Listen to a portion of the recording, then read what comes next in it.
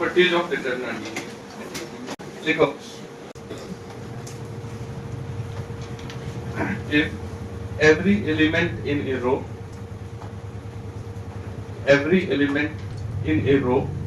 if every element in a row or column, if every element in a row or column is multiplied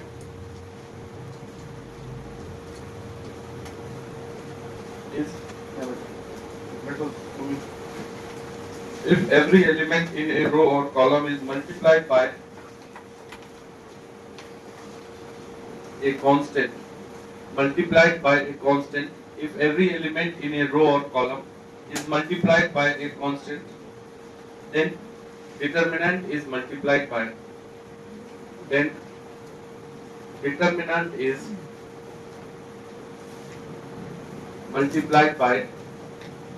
that same constant. देखो, उल्टा भी सोच सकते हैं, हम जैसा लिखे हैं इस तरफ से भी पढ़ सकते हैं। यहाँ पे ये लिखा हुआ है कि यदि किसी डिटरमिनेंट में किसी कांस्टेंट से उल्टा पढ़ रहे हैं, जैसा लिखा हुआ उसको उल्टा चल रहा है, if determinant is multiplied by constant, ठीक है, ये लास्ट लाइन पढ़ रहा है। अगर कोई डिटरमिनेंट को किसी कांस्टेंट से इंटू किया जाता है तो ये कांस्टेंट किसी एक रो में जाके या एक कॉलम में जाके मल्टीप्लाई हो जाता है। जैसे k है तो अंदर चला जाएगा, तो k a k b c d में फिर नहीं होगा, किसी भी एक लाइन में जाके मल्टीप्लाई हो जाएगा। अगर a और b को खाली छोड़ दो तो k c k d लिखेंगे, कॉलम में भी मल्टीप्लाई हो सकता है, किसी एक लाइन में जाके मल्टीप्लाई हो जाएगा, तो k a k c और इधर b और d खाली हो जाएगा, या उस दोनों में जाके इंटू हो जाएगा, तो a c k b k d। तो किसी डिटरमिनेंट में यदि कांस्टेंट मल्टीप्लाई होता है तो इसका मतलब होता है, उल्टा क्या लिखा हुआ है कि यदि कोई रो या कोई कॉलम का एवरी एलिमेंट किसी कांस्टेंट से मल्टीप्लाई हो रहा है, इफ एवरी एलिमेंट इन ए रो और कॉलम इज मल्टीप्लाइड, जैसे ये ए बी सी डी है, तो यदि इसका कोई रो या कोई कॉलम का सभी एलिमेंट किसी कांस्टेंट से इंटू हो रहा है 2 से, इसका मतलब हुआ कि वो वाला जो डिटरमिनेंट था 2 छोड़ करके जो वो 2 से मल्टीप्लाई हुआ, मतलब ये जो डिटरमिनेंट था पहले से एबीसीडी ये 2 से इंटू हुआ है, ठीक है, इसका मतलब ये हो गया। तो यानी कि इस प्रकार से भी और इस प्रकार से भी दोनों बात एक ही है, मतलब कभी हमारे सामने अगर ऐसा डिटरमिनेंट सामने हो जिसमें किसी रो या किसी कॉलम के सभी एलिमेंट में एक फैक्टर इंटू हो, तो उसको हम कॉमन कर सकते हैं। जैसे 2 को इस दोनों में देख रहे हैं तो 2 को कॉमन करके बाहर लगा सकते हैं, यदि केवल 2 यहाँ रहता तो कॉमन नहीं हो सकता। जैसे डिटरमिनेंट से कोई कांस्टेंट यदि बाहर निकालना है तो कब निकालेंगे बाहर, जब वो एक लाइन में सब में इंटू में हो, अदरवाइज बाहर नहीं निकालेंगे। या ऐसे सोचो कि किसी डिटरमिनेंट में यदि कोई कांस्टेंट इंटू करते हैं, वो कांस्टेंट जा करके किसी भी एक लाइन में इंटू हो जाएगा, पहला लाइन दूसरा लाइन या पहला कॉलम या दूसरा कॉलम, किसी में जाके इंटू हो सकता है। तो ये कांस्टेंट इंटू होने वाला प्रॉपर्टी पहला प्रॉपर्टी है, इसका नाम याद रखना, कांस्टेंट इंटू होने वाला प्रॉपर्टी। ये सिंपल है, एकदम लिख लिए होंगे, ठीक है। कोई डिटरमिनेंट यदि दिया रहेगा, मान लो x y w z, और इसमें अपने मन से हम किसी रो में कुछ इंटू करना चाहेंगे, बार बार करते हैं, जैसे मान लो इसमें t इंटू कर दिया, तो x t कांस्टेंट है, y t और नीचे वाले में w z ही रहने। अपने मन से क्या किया गया है, t को इंटू किया गया है पहले रो में, यदि पहले रो में t को इंटू किया गया है, इसका मतलब डिटरमिनेंट में t को इंटू किया गया है, तो t से डिवाइड कर दीजिए बाहर। समझ में बात क्या बोल रहे? यदि ये डिटरमिनेंट है, इसमें अपने मन से एक रो में तुम कुछ कांस्टेंट इंटू कर दिए, t को अच्छे t की जगह 2 लिख दीजिए, 2x और ये 2y, तो 2 से डिवाइड करना पड़ा उस 2 को न्यूट्रल करने के लिए। ये एक डिटरमिनेंट, ये दोनों LHS और RHS बराबर है कि नहीं, क्योंकि 2 जब कॉमन करेंगे उधर से तो 2 और 2 कैंसिल होकर हट जाएंगे। तो डिटरमिनेंट में हम कई बार ये प्रोसेस खुद से करेंगे कि अपने मन से किसी रो में कुछ इंटू कर देंगे और उसी से बाहर डिवाइड कर देंगे।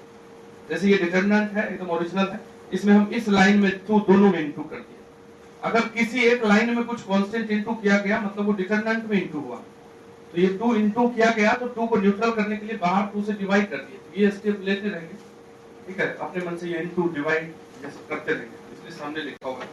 दूसरा प्रॉपर्टी है, दूसरा प्रॉपर्टी लिखिए, इफ एनी 2 रो और इफ any two row, इसका मतलब क्या है? If any two row और कॉलम, ये ऐसे करके लिख दिए तो कॉलम समझना। If any two रो को रोज भी लिख सकते हैं, ठीक है, टू है तो रोज मतलब गुलाब वाला नहीं, ठीक है, ऐसे लगा देंगे। If any two row और कॉलम in a determinant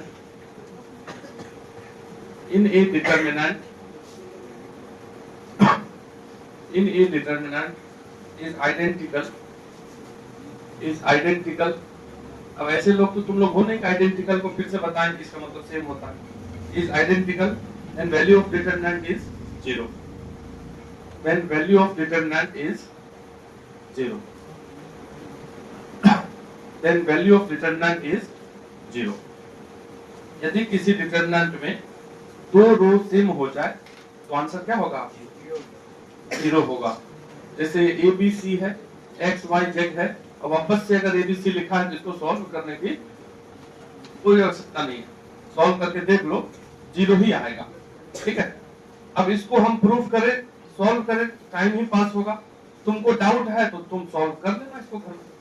जब किसी डिटरमिनेंट में दो रो या दो कॉलम सेम टू सेम हो जाए तो आंसर 0 होगा, सीधा सीधा बात। तुम इसको सॉल्व करके देख सकते हो, देखने की कोई आवश्यकता नहीं, समझ रहा है सर? तो ये दूसरा प्रॉपर्टी है। तो दूसरा प्रॉपर्टी कौन सा हो गया? आइडेंटिकल वाला। इस पहला क्या था? कांस्टेंट से इनटू होने वाला, ऐसे ही याद रखना। दूसरा है आइडेंटिकल कॉलम या रो वाला, ठीक। तो ये दो हो गए। एक क्वेश्चन एक को करते हैं।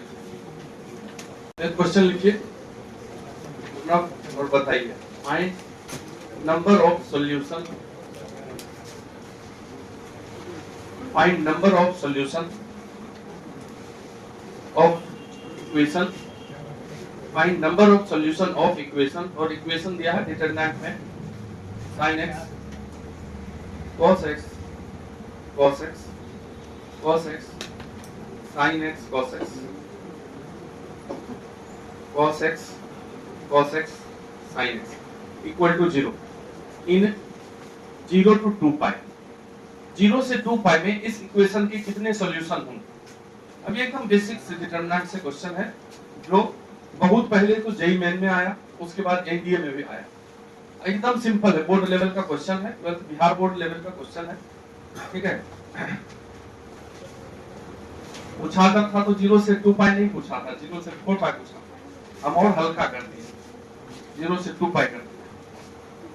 बताइएगा हम अभी क्या बताए प्रॉपर्टी जो 2 में? If any two row or column in a determinant is identical, then value is 0। यही ना बता। अगर इस डिटरमिनेंट का वैल्यू 0 हो रहा है तो जरूर इसका दो रो या दो कॉलम आइडेंटिकल हो जाता होगा, जिससे ये 0 हो जाता होगा। तो इसमें क्या करें कि इसका दो रो या दो कॉलम सेम हो जाए? तो सर साइन की जगह कॉस लिख दीजिए ना। तीन वो इसमें साइन है, बाकी तो सब कॉस ही है।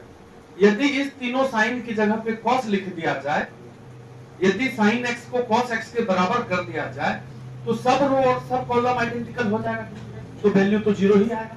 तो इस डिटरमिनेंट के वैल्यू को 0 करने के लिए ये बात तो हमको क्लियरली दिख रहा है कि साइन एक्स की जगह कॉस एक्स लिख दीजिए। और साइन एक्स कॉस एक्स कितने डिग्री पे बराबर होता है? 45 डिग्री पे। ये एक ही सॉल्यूशन है। 0 से 2 पाई के बीच में क्या साइन और कॉस और कहीं बराबर होता है? नहीं होता है। ये बात ट्रिगोनोमेट्री से क्लियर होना चाहिए कि 45 डिग्री पे साइन और कॉस दोनों बराबर होता है। इस क्वाड्रेंट में साइन प्लस होता है लेकिन कॉस माइनस होता है, यहाँ बराबर हो नहीं सकता। इस क्वाड्रेंट में इसमें तो साइन और कॉस दोनों बराबर होगा कि नहीं होगा? और तो दो वैल्यू आएगा ना, यहाँ भी तो होगा। क्या साइन और कॉस दोनों एक ही नेगेटिव होता है ना यहाँ, तो दो सोल्यूशन होंगे, π/4 एंड 3π/4। कहाँ लगेगा? Pi plus π/4, pi plus π/4। ये पाई है तो पाई प्लस π/4 इज 5π। ठीक है, इतना ट्रिगोनोमेट्रिक देखते, जैसे हम भी 1 सोच रहे थे, तो इसे घुमा के इसे लिए ना, तो 1 ही लिख देते यहाँ। यहाँ पे साइन प्लस होता है लेकिन कॉस माइनस। यहाँ तो साइन कॉस दोनों नेगेटिव होता है, तो बराबर तो होगा ही दोनों। लेकिन इसमें कॉस पॉजिटिव होता है, साइन नेगेटिव, इसमें भी नहीं होगा। तो फर्स्ट और थर्ड क्वाड्रेंट में साइन एक जैसा हो सकता है और दोनों दो एक एंगल π/4 है, 45, ये 45 है तो ये भी 45 होगा। तो पाई में 45 जोड़ दो, पाई मतलब 180, तो pi plus pi by 4 that is 5 pi by 4। दो सॉल्यूशन होंगे, यहाँ पे 0 से पाई लिख देंगे तब 1 होगा। अगर 0 से 2 पाई लिखा है तो दो सॉल्यूशन, और 0 से पाई लिख देंगे तब एक ही होगा 45 डिग्री। ठीक है, तो 0 से पाई लिखना था हमको, 2 पाई लिख दिए। एक बार और घूम जाएंगे, 2 और आ जाएगा, 4 हो जाएगा। तो नंबर ऑफ सॉल्यूशन इज 2। तो देखो आइडेंटिकल वाला कॉन्सेप्ट लगा है यहाँ पर, ठीक है, जो कि डायरेक्ट है। अब मान लो कि तुम किताब से क्वेश्चन बना ही रहे हो, 1 नंबर बना लिए, 2 नंबर बना लिए, 3 नंबर बना लिए, जरा सा अगर दिमाग लगाना हो तो वहां फेल कर गए तो नहीं ना फायदा होगा। फिर जरा तो चेंज करके ही पूछेगा, कोई ना कोई पूछेगा। तो बिहार बोर्ड में तो सिर्फ मान लो कि डायरेक्ट ही उठा के केस तो सही है पेपर, ठीक है। वैल्यू 17 18 3 3 चॉकलेट 36 4 6 क्या हो जाएगा 0। आगे क्या आंसर आ गया?